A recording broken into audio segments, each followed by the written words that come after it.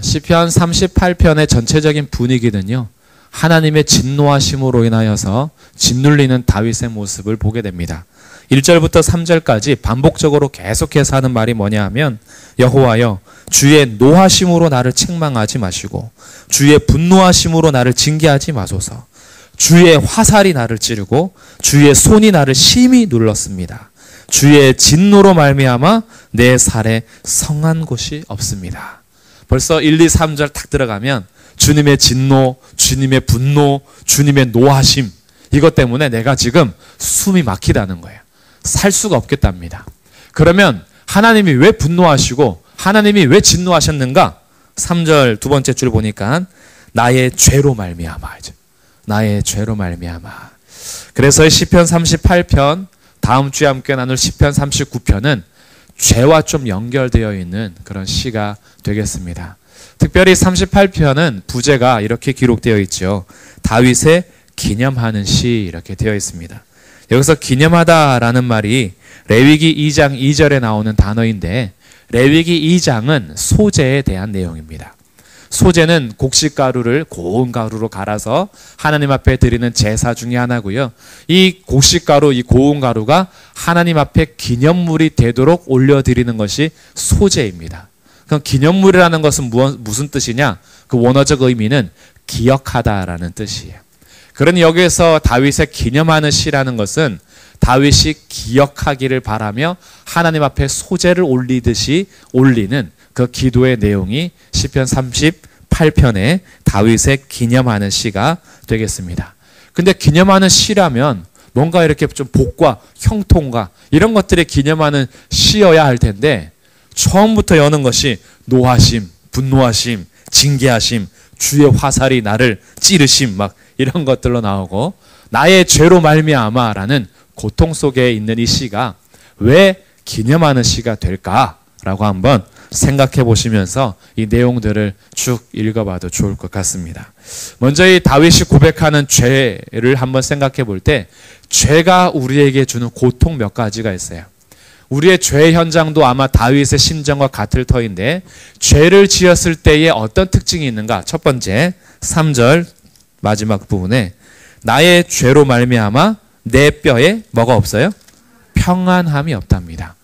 뼈에 평안함이 없대요. 이게 어떤 마음의 평안함이 없는 게 아니라 내 뼈에 평안함이 없대요. 나의 이 기초를 이루고 골격을 이루는 이 뼈에 평안함이 없다라는 건 내 몸 자체가 평안과는 거리가 멀어졌다라는 거예요. 뼈를 깎는 아픔인 거죠.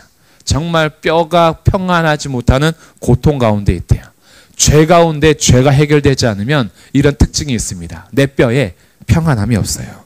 두 번째 특징 4절, 내 죄악이 내 머리에 넘쳐서 무거운 짐과 같으니 내가 감당할 수 없습니다. 두 번째는 무거운 짐이 됩니다.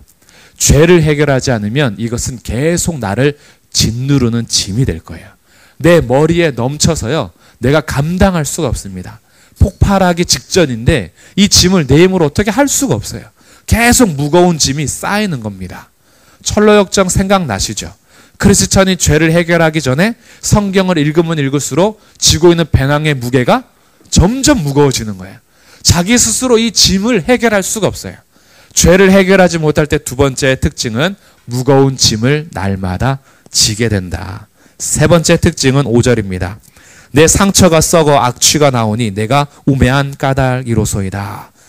악취가 난다. 죄에 계속 묻혀 있으면 향기가 나는 것이 아니라 악취가 납니다. 죄의 생활은 그렇게 돼요. 죄에 계속 파묻혀 있는 생활에는 향기를 맡을 수가 없어요. 그 곁에서 악취가 나는데 이것은 자기의 우매한 이유 때문인 거죠. 네 번째 특징은 8절입니다. 우리 같이 한번 읽어보겠습니다. 시작. 내가 피곤하고 심히 상하였음에 마음이 불안하여 신음하나이다. 네 번째 특징은 이 마음이 계속 불안해서 신음을 하게 되는데, 이것은 피곤한 것과 또 연결이 돼요. 죄가 해결되지 않으면요, 뼈가 평안함이 없는 것처럼 마음은 불안하고 우리의 인생은 계속 피곤합니다. 왜 기쁨이 없을까? 이런 걸 찾아보셔야 돼요. 왜 좋은 일이 있고 별일이 없는데도 내 마음 깊은 곳에서부터 불안함이 계속 있으며 진짜 깊은 평안이 없을까? 죄의 문제가 해결 안 될 때 그럴 경우가 많습니다. 이게 꼭 100%를 말하진 않아요. 반드시 그렇다 이건 아니지만 오늘 시편 38편의 말씀에 비추어서 죄의 특성들이 이렇다라는 것을 살펴볼 때 혹시 나의 삶에 평안이 없거나 자꾸 짐이 무거워지거나 피곤이 해소되지 않거나 마음이 점점 불안해지고 나의 삶에 좋은 향기가 영향을 끼치지 못한다면 죄 가운데 빠져서 잠식되어 있는 경우가 있을 수 있다. 이거를 점검하셔야 돼요. 내가 해결하지 않고 계속 쌓아가는 죄가 있을 수가 있어요. 이 죄를 내 스스로 해결할 수가 없는 겁니다. 다섯 번째 특징은요. 11절에 나오는데 내가 사랑하는 자와 내 친구들이 내 상처를 멀리하고 내 친척들도 멀리 섰나이다. 죄의 다섯 번째 특징은 공동체를 파괴합니다.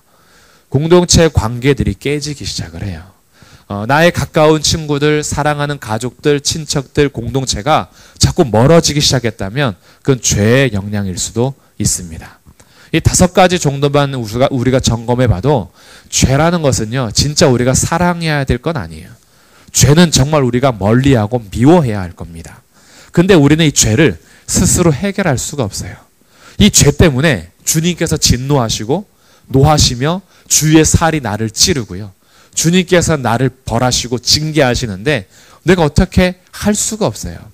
그래서 다윗이 이 시를 기념하면서 자기의 무거운 짐, 자기의 이 죄, 이 악취남, 공동체에 파괴되는 이 죄를 어떻게 했느냐? 9절, 10절 하나님 앞에 기도하기 시작합니다. 주여 나의 모든 소원이 주 앞에 있사오며 나의 탄식이 주 앞에 감추이지 아니합니다. 이 다윗은 자기가 하나님의 진노 앞에 죄가 자기를 자꾸 잠식시키려 할 때 하나님 앞에 나와서 자기의 마음의 상태를 감추지 않고 고합니다. 그러면서 이 절정이 15절부터의 말씀이에요. 여호와여 내가 주를 바라싸우니 내 주 하나님이 내게 응답하시리이다. 죄를 해결하기 위해서 첫 번째 우리가 해야 할 일이 있다면 하나님을 바라라. 죄를 해결하기 위해서 내가 스스로 해결할 수 있는 것이 아니라 하나님을 바라보면서 죄의 문제가 해결되기 시작하는 거예요. 무거운 짐을 나 홀로 지고 견디다 못해 쓰러질 때 불쌍히 여겨 구원해 주리 오직 예수. 그 나의 짐을 날마다 대신 져 주시는 주님을 바라보는 거예요. 그리고 나의 이 죄를 맡기는 겁니다. 하나님 앞에 이 마음을 숨기지 않는 거예요. 그 자기의 마음을 다 감추지 않고 고백하는 겁니다. 여호와여 내가 주를 바라싸우니 내 주 하나님이 내게 응답하시리이다. 그리고 두 번째 하나님을 바라보는 것이 첫 번째고요. 이어서 두 번째 무엇을 해야 되느냐? 18절 말씀 읽겠습니다. 시작.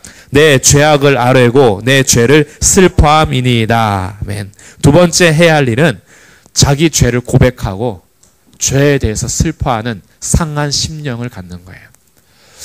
우리가 죄를 고백한다, 죄를 아랜다라는 것은 자기의 죄를 시인하는 것과 같습니다. 사람들은 자기의 죄를 시인하는 것을 잘 하지 않아요.